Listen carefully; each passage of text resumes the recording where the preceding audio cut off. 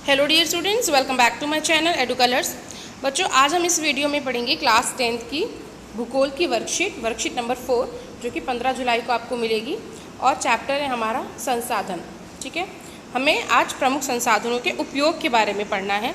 तो चलिए बच्चों, वर्कशीट शुरू करते हैं। उससे पहले मेरे चैनल एडू कलर्स को आप सब ज़रूर सब्सक्राइब करें। देखिए, यहाँ पर हमें कुछ संसाधनों के बारे में बताया गया है। ठीक है, जैसे कि भूमि, मृदा, जल, प्राकृतिक वनस्पति तथा वन्य जीव और खनिज। ठीक है, मृदा मतलब होती है मिट्टी। तो हम पहले भूमि की बात करते हैं। सबसे पहले भूमि का उपयोग आप किस लिए करते हैं? आप उस पर बिल्डिंग बनाते हैं, आप उस पर खेती करते हैं, भूमि पर ही जंगल वन होते हैं। ठीक है ना। सो भूमि का उपयोग विभिन्न कार्यों के लिए किया जाता है, जैसे कृषि, सड़कों का निर्माण, उद्योगों की स्थापना या आवास हेतु। ठीक है, इन सारी चीज़ों के लिए हम भूमि का इस्तेमाल करते हैं। मिट्टी का इस्तेमाल आप किस लिए करते हैं? सभी प्रकार के पौधों के विकास के लिए मिट्टी अति आवश्यक है। ठीक है, उसके बाद है जल।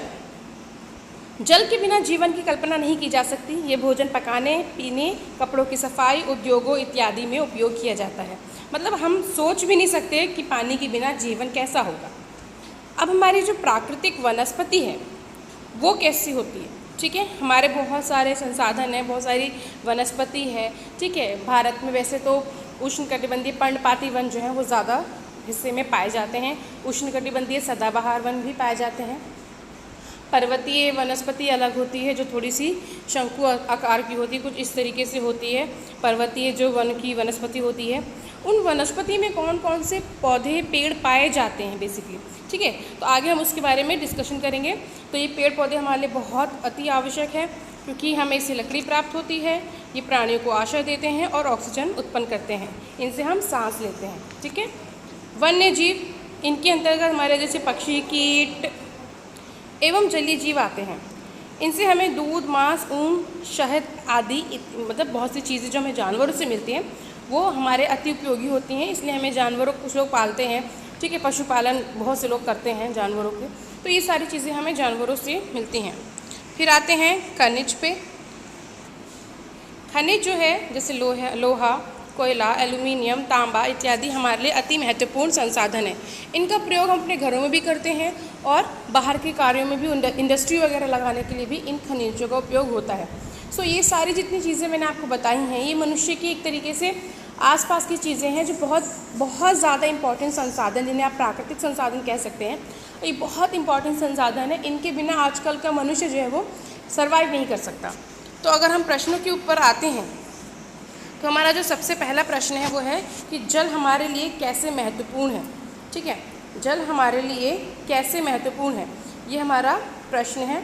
तो आंसर देखते हैं, ये रहा। ठीक है, ये आपका आंसर हो जाएगा आपके फर्स्ट क्वेश्चन का, कि जल के बिना हम अपने जीवन की कल्पना नहीं कर सकते। ये आपके क्वेश्चन नंबर फर्स्ट का आंसर हो जाएगा। अब आते हैं नेक्स्ट क्वेश्चन पे। नेक्स्ट क्वेश्चन है कि इन्हीं 5 प्राकृतिक वनस्पतियों एवं 5 वन्य प्राणियों के नाम लिखने हैं।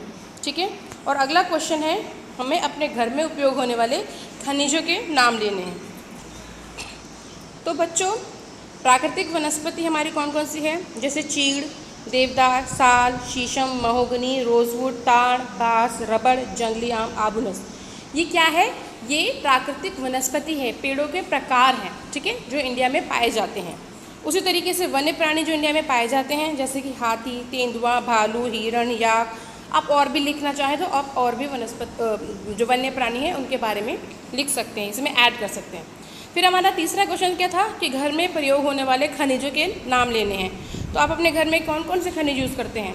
आप बर्तन यूज़ करते हैं, आप अलमारी यूज़ करते हैं। ठीक है, आप बहुत सारी चीज़ें यूज़ करते हैं। तो लोहा, तांबा, केरोसिन, एल्यूमिनियम, पेट्रोल।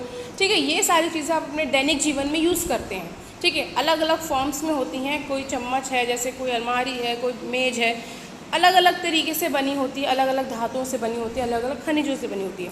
तो ये बच्चों आपके question number 2 and question number 3 का आंसर हो गया। तो बच्चों, हमारी ये तीनों क्वेश्चन जो हैं वो कंप्लीट होते हैं।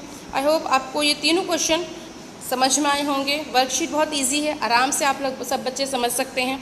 इसको अपने कॉपी में कीजिए, अपने क्लास ग्रुप में भेजिए और मेरे चैनल एडू कलर्स को सब्सक्राइब करें। वीडियो अच्छा लगता है तो इसे लाइक करें और अपने फ्रेंड्स में शेयर करें। वीडियो देखने के लिए थैंक यू सो मच।